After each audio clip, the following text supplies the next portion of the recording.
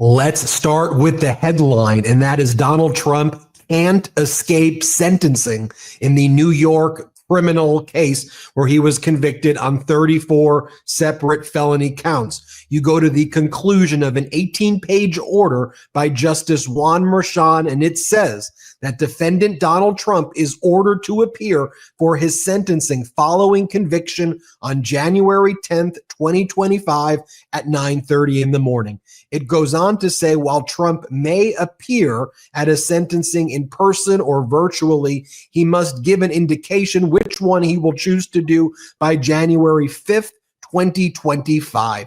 Justice Merchan goes through all of Trump's reasoning why there should not be a sentencing, some of which you and I have rehashed from other motions. Trump talking about immunity, Trump talking about supremacy clause, Trump doing something called requesting that the case be dismissed in the interest of justice using Clayton factors, which is just an analysis under New York law for dismissing a criminal case in the interest of justice, meaning there's some other equitable reason in the law basically to get rid of a criminal conviction. And Trump's saying, I guess because I'm the president that you should get rid of it. So Merchan goes through all of that reasoning, says, no, you have to be sentenced.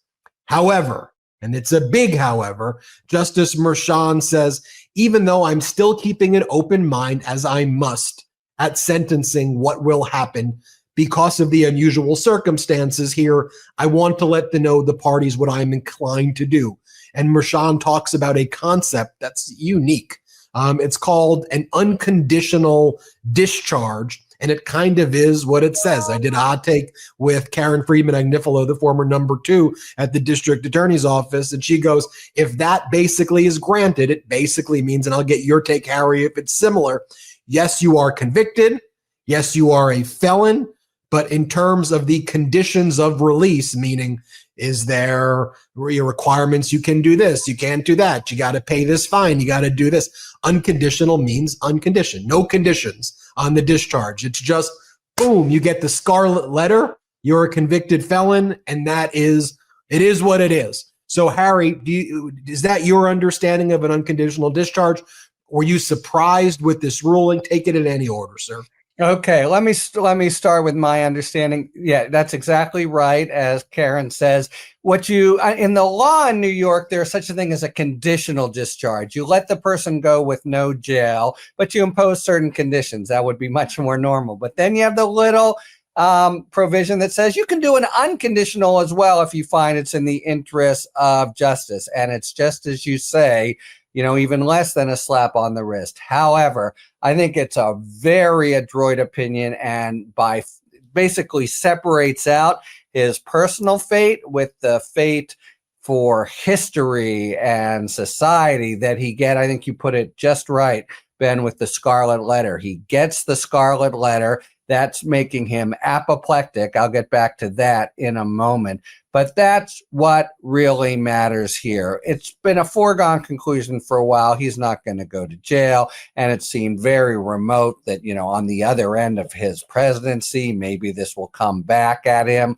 That was not happening. And Merchan realized that. And yet Trump had really gone much farther and basically tried to use his electoral victory as some kind of weird judgment or legal reason to wipe out the whole thing and make it as if he was never convicted. And Merchan is basically saying, you were convicted, pal. And he goes through all the reasons not to just wipe the case from the pages of history, which he said would do immeasurable damage to the rule of law. So he really sticks up for accountability, sticks up for rule of law, and says our president is a 34-time over felon. That's the most important thing here. It's been the most important since November 5th. And back to Trump. He was fit to be tied. He's going to do everything he can to appeal it. But I'm not sure he's got much of at least much of a basis for getting a stay, for keeping this from happening on the 10th. Because look, if a court down the line disagrees with Merchan on the immunity, they can both reverse the sentence here being basically nothing. But I don't see his strong argument for saying, as the lawyers put it, he'll have irreparable injury just for standing and being sentenced on the 10th.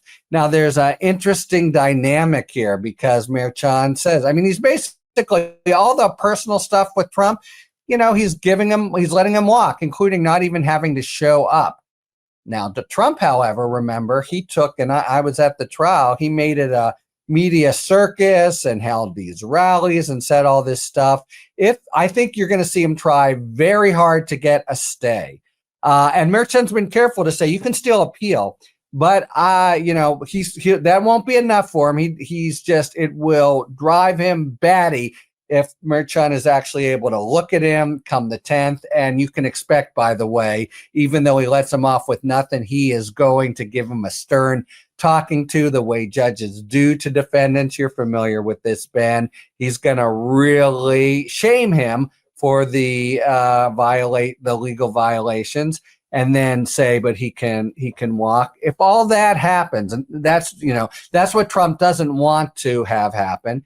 And if he's unable to get a stay on it, maybe he even shows up and tries to do a whole rally as he's done in the trial.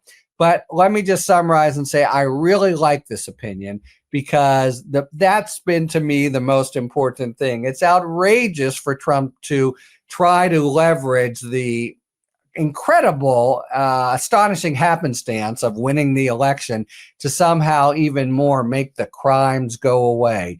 If he's going to be president, he should at least be Mr. Felon 34 times over president. And that's exactly Mayor Chan's notion as well. So I think it's a strong opinion, but given how narrow, how almost absent are the practical consequences, I think it's going to be the strongest possible case for affirmance when it goes up, and he'll try to both stay it, and if he can't stay it, then try to get it reversed on the merits, but after he becomes president. As a reminder for those who have followed our coverage, we predicted that this was likely what he was going to do. Remember, we set out the options. One of the options was the Alabama rule, where you basically sentence a dead person. They call it the Alabama rule. And Merchant rejected expressly, right? Yeah, you literally proclaim a sentence. You are hereby sentenced to 5 years, but you are dead to me. So I guess you can't serve a dead person. You are dead. And Merchan's like, look, he's not dead. So if I did that, I'd probably get overturned. So I can't do that here. The other is delay everything, push it to 2029.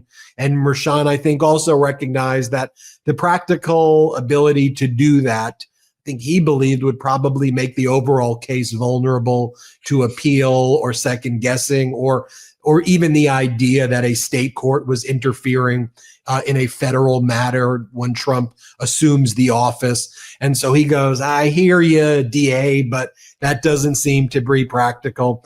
So the kind of merger of those concepts, I guess, is what he kind of decided on, like the Alabama rule, but without proclaiming an amount of years. So it's basically, you're a bad boy, you're a felon, this is real, you did it, you shall forever be tainted by it, but I hereby say there is no consequence, and then there's nothing to appeal vis-a-vis a argument of a state interfering with federal or anything like that.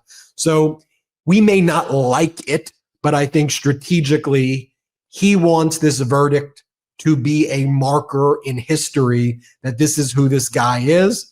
And he, I think, thought if he did any of the other moves, like a what's that board, Jenga or whatever it is, where it would be a piece where the whole thing could collapse. Final word. Yeah, no, so look, I really think that's true. And what he basically did, I like it fine, because he took all the practical stuff and put it off the table, because he just didn't. That's really not what matters now. And what matters now is really what you say, it's history's account. And Trump had tried, and you'll see him. He's gonna take this in his Trumpian fashion. He is not going to take this as a victory, and I don't think it is a victory. It's a very basically no sentence, but that's really not the what's important now. And what I think Mayor Chun did was he recognized all these exceptional circumstances that Trump has been leading with. I'm now the president-elect, etc. But he cabined them just to what sentence he's going to give them. You're right. It's all special. You can't be in jail 4 years from now. And notice, by the way, he crafted a solution that was different, in some ways more ingenious than what the DA had, the menu of 3 options that they had served up.